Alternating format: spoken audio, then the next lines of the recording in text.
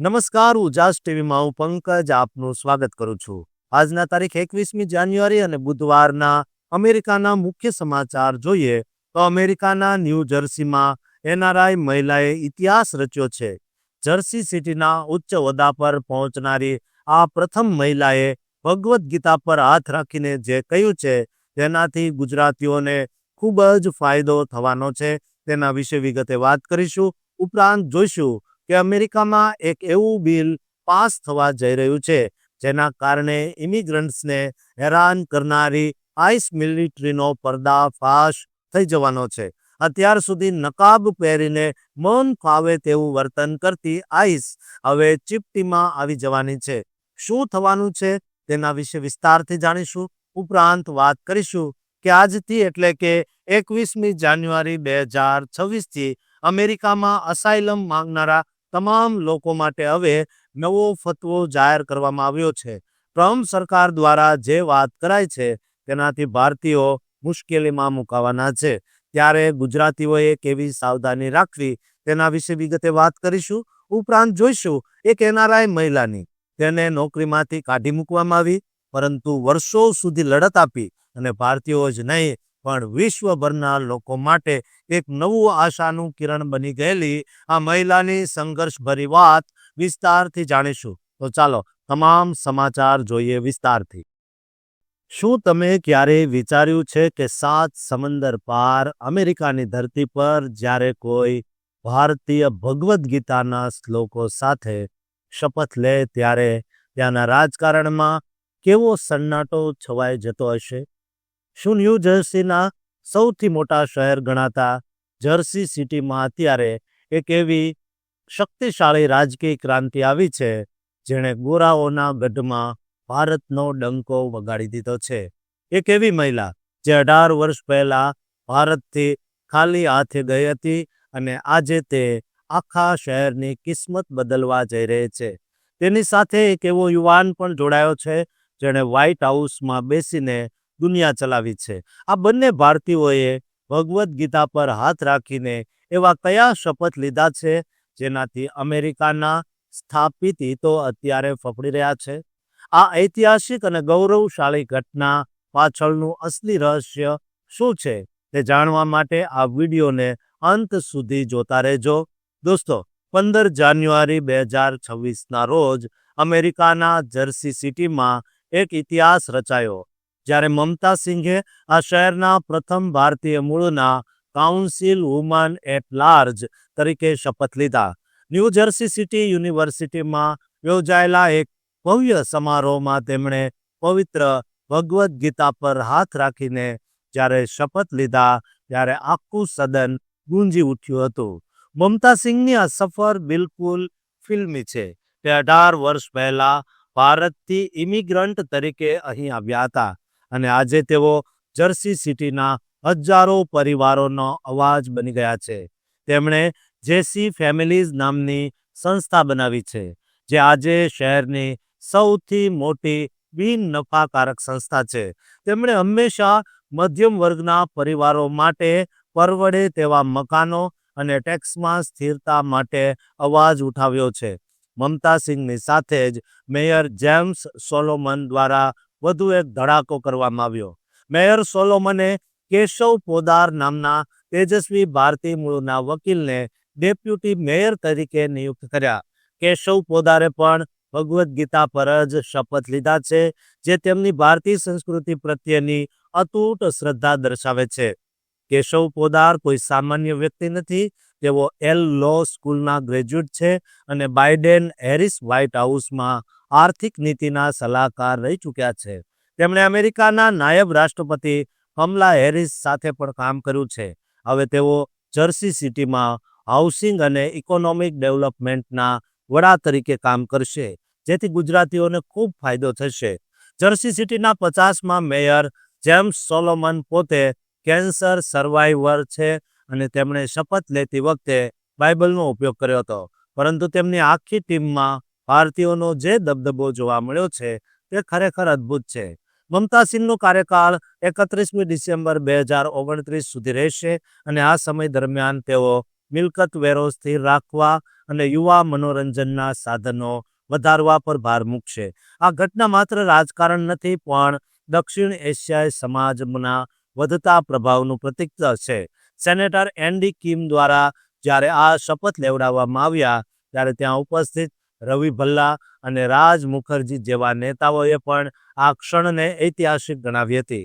Jersey સિટીમાં અત્યારે રહેણાંકની સમસ્યા ખૂબ મોટી છે અને કેશવ પોદારે વચન આપ્યું છે કે તેઓ કામદાર વર્ગને પોસાય તેવા મકાનો અપાવવા માટે લડશે.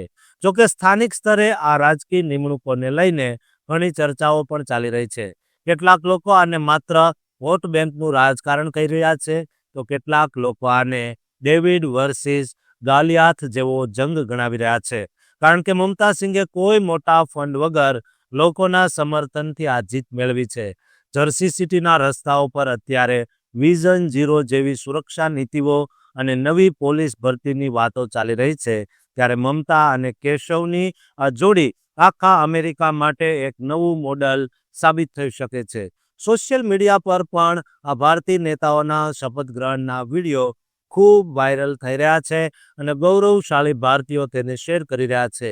દોસ્તો, આ વિડીયોની તમામ માહિતી સત્તાવાર રીતે પુષ્ટિ થયેલી છે અને તે જર્સી સિટીના બદલાતા રાજકીય ચહેરાને રજૂ કરે છે. આશા છે કે આ માહિતી તમને ગમી હશે. આવી જ સચોટ અને ગહન માહિતી મેળવવા માટે અમારી આ ચેનલને સબસ્ક્રાઇબ કરવાનું ચૂકતા નહીં. કાયદાના રક્ષક ગણાતા અધિકારીઓ જો ચહેરા પાછળ છુપાઈને કાયદો હાથમાં લે તો શું થાય? અમેરિકાના મેરીલેન્ડ રાજ્યમાં એક એવો ખતરનાક અને રહસ્યમય કાયદો આકાર લઈ રહ્યો છે જે ફેડરલ એજન્ટોના અસલી ચહેરા દુનિયા સામે લાવી શકે છે. ખાસ કરીને આઈસ એજન્ટો જેઓ અત્યાર સુધી નકાબ પહેરીને ઓપરેશન કરતા હતા અને ખૂબ જ મનમાની કરતા હતા, તેમની ઓળખ હવે ડિજિટલ રીતે છતી કરવામાં આવશે. આ એક એવી લડાઈ છે જેમાં એક તરફ સરકારી એજન્ટોની સુરક્ષા છે, તો બીજી તરફ સામાન્ય નાગરિકોના માનવ અધિકાર. આ બિલ પાછળનું અસલી સત્ય શું છે અને શા માટે આ એક નવી ક્રાંતિ કે પછી નવો વિવાદ છે તે જાણવા માટે આ વિડીયોને અંત સુધી જોતા રહેજો. મિત્રો, મેરીલેન્ડ હાઉસ બિલ 0351, જેને મેજોરિટી લીડર ડેવિડ મૂન દ્વારા રજૂ કરવામાં આવ્યું છે, તે હાલમાં ભારે ચર્ચામાં છે. આ બિલનું નામ public safety federal agents digital unmasking રાખવામાં આવ્યું છે, જેનો મુખ્ય હેતુ એવા ફેડરલ એજન્ટોની જવાબદારી નક્કી કરવાનો છે જેઓ ઇમિગ્રેશન એન્ફોર્સમેન્ટ દરમિયાન પોતાની ઓળખ છુપાવીને અસંવૈધાનિક કૃત્યો કરે છે. સામાન્ય રીતે ટ્રમ્પ વહીવટી તંત્ર હેઠળ આક્રમક ઇમિગ્રેશન કાર્યવાહીના ડર વચ્ચે આ કાયદો લાવવામાં આવ્યો છે. જ્યારે કોઈ એજન્ટ હિંસા અથવા ગેરબંધારણીય ગેરવર્તણૂક કરે છે, ત્યારે રાજ્યના એટર્ની જનરલ અથવા સ્ટેટ એટર્ની મેરીલેન્ડ સ્ટેટ પોલીસને તે એજન્ટનો ડિજિટલ ડેટા જેવો કે વાહનનો લાયસન્સ પ્લેટ નંબર અથવા જીપીએસ લોકેશન એકત્રિત કરવા આદેશ આપી શકે છે. આ ડેટાનો ઉપયોગ કોર્ટના આદેશ પછી જ થઈ શકશે, જેથી તેનો દુરુપયોગ ન થાય. ડેવિડ મૂનનું કહેવું છે કે આ કાયદો એવા પીડિતોને ન્યાય અપાવશે જેઓ અજ્ઞાત એજન્ટોના અત્યાચારનો ભોગ બન્યા છે. જોકે આ બિલના વિરોધમાં પણ સૂર ઉઠ્યા છે. ટીકાકારો આ પ્રક્રિયાને ડિજિટલ ડોક્સિંગ કહી રહ્યા છે અને દાવો કરે છે કે આનાથી એજન્ટોના જીવ જોખમમાં મુકાઈ શકે છે અથવા તેમનું ઉત્પીડન થઈ શકે છે. રિપબ્લિકન નેતાઓ અને પોલીસ શેરીફ આને માત્ર રાજકીય સ્ટન્ટ ગણાવી રહ્યા છે જે ફેડરલ સત્તાને પડકારે છે.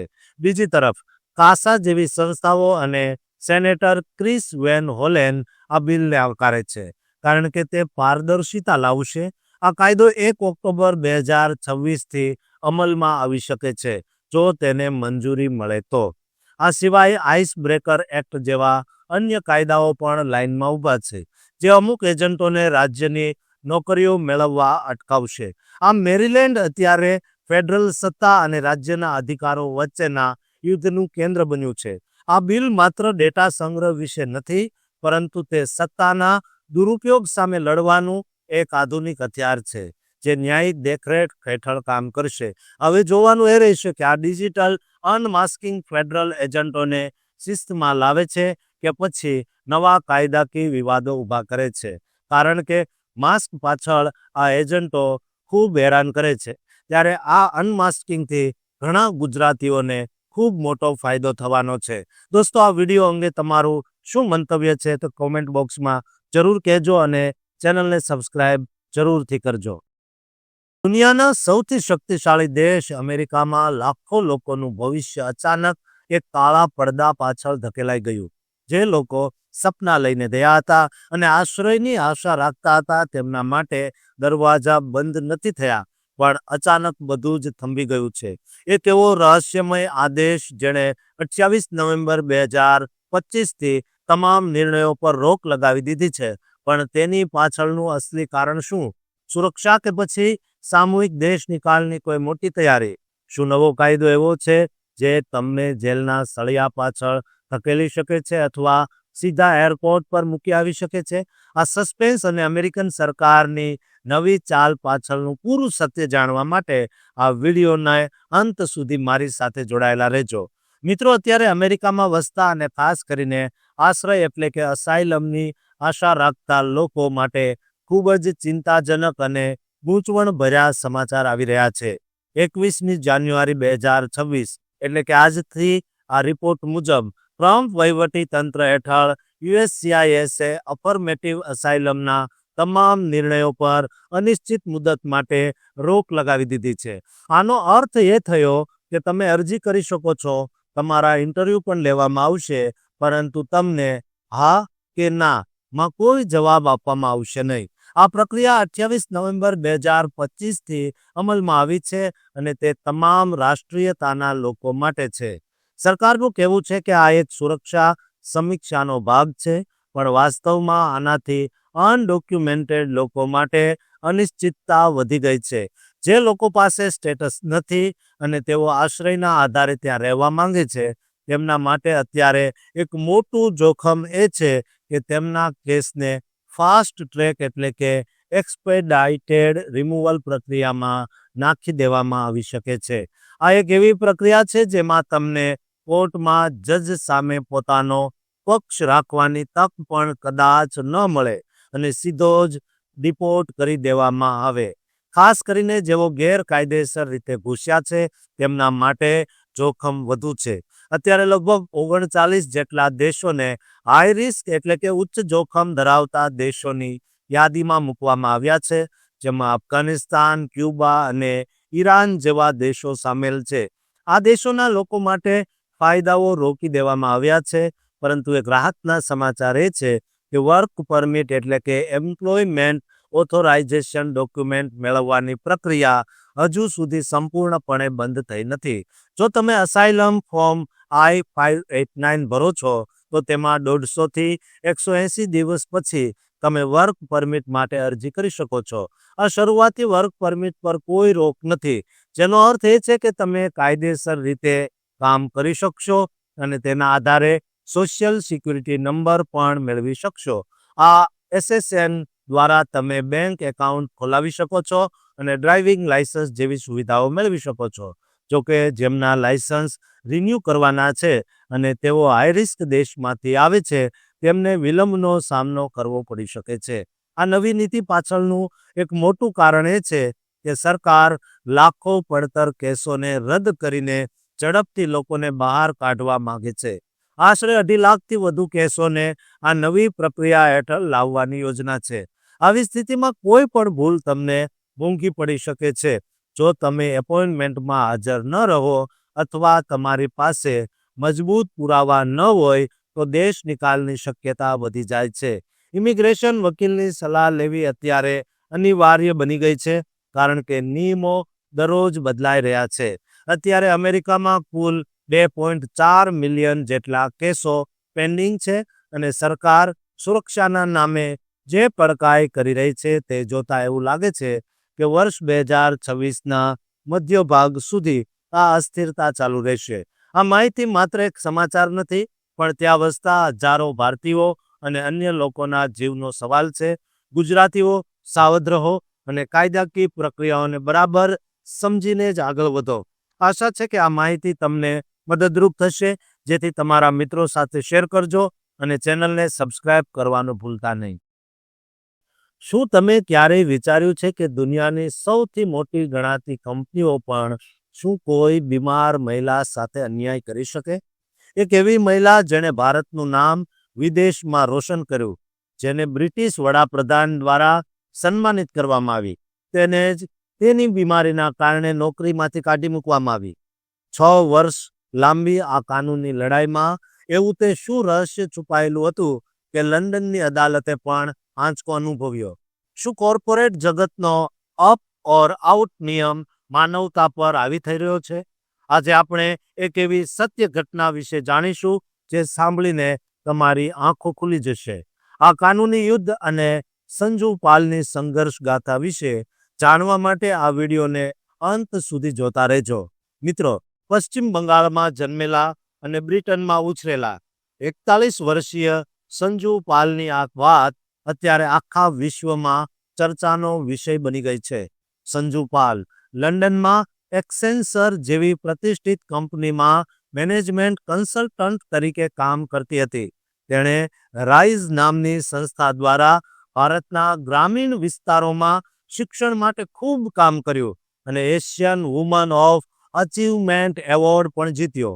પરંતુ વર્ષ 2019માં તેનું જીવન ત્યારે બદલાયું જ્યારે તેને એન્ડોમેટ્રિયોસિસ નામની ગંભીર બીમારી લાગુ પડી.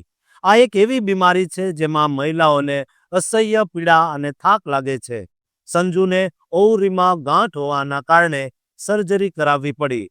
જ્યારે તે સર્જરી પછી કામ પર પરત ફરી ત્યારે એક્સેન્સર કંપનીએ તેની બીમારીને સમજવાને બદલે તેને કામમાં નબળી ગણીને નોકરીમાંથી કાઢી મૂકી. કંપનીએ તેની પાછળ અપ ઓર આઉટ પોલિસીનો હવાલો આપ્યો, જેનો અર્થ એ થાય જો તમે નિશ્ચિત સમયમાં પ્રમોશન ન મેળવો તો તમારે કંપની છોડવી પડે. સંજુ પાલે આ અન્યાય સામે 2019માં કાયદેસરની લડાઈ શરૂ કરી. તેણે દાવો કર્યો કે તેની બીમારીને કારણે તે કામમાં થોડી પાછળ રહી ગઈ હતી અને કંપનીએ તેને વિકલાંગતા હેઠળ જે રાહત મળવી જોઈએ તે આપી નથી. શરૂઆતમાં 2022માં લોઅર ટ્રિબ્યુનલે કંપનીની તરફેણમાં ચુકાદો આપી દીધો અને કહ્યું કે સંજુ વિકલાંગ નથી. આ સાંભળીને કોઈ પણ હારી જાય, પણ સંજુ પાલે હિંમત ન હારી અને ક્રાઉડ જસ્ટિસ દ્વારા પૈસા ભેગા કરીને હાઈકોર્ટ એટલે કે એમ્પ્લોયમેન્ટ અપીલ ટ્રિબ્યુનલમાં અપીલ કરી. 19 જાન્યુઆરી 2026ના રોજ આ કેસમાં ઐતિહાસિક વળાંક આવ્યો. હાઈકોર્ટે નીચલી અદાલતના ચુકાદાને સંપૂર્ણપણે અપૂરતો ગણાવ્યો અને સંજુ પાલની તરફેણમાં ચુકાદો આપ્યો. કોર્ટે સ્પષ્ટ કર્યું કે એન્ડોમેટ્રિયોસિસ જેવી ગંભીર બીમારીને વિકલાંગતા તરીકે ગણવી જોઈએ અને કંપનીના પ્રમોશનના કડક નિયમો બીમાર કર્મચારીઓ માટે અન્યાયી હોઈ શકે છે. આ કેસ હવે ફરીથી નવી સુનાવણી માટે મોકલવામાં આવ્યો છે. આ લડાઈ માત્ર સંજુ પાલની નથી, પરંતુ એવા લાખો કર્મચારીઓની છે જેઓ ગંભીર બીમારી સામે લડતા હોવા છતાં કોર્પોરેટ શોષણનો ભોગ બને છે. એક્સેન્સર જેવી મોટી કંપની અત્યારે આ મામલે મૌન છે, પણ આ કેસ હવે આખા વિશ્વમાં એક ઉદાહરણ બની ગયો છે. દોસ્તો, ન્યાયમાં વિલંબ ચોક્કસ થયો, પણ સત્યનો વિજય થયો છે. દોસ્તો, તમારા પણ કોઈ કોર્પોરેટ મિત્રો જો આ રીતે પીડાતા હોય તો કોમેન્ટ બોક્સમાં જરૂર લખજો અને આ વિડીયો તેમને શેર કરજો. સાથે ચેનલને સબસ્ક્રાઇબ કરવાનું ચૂકતા નહીં.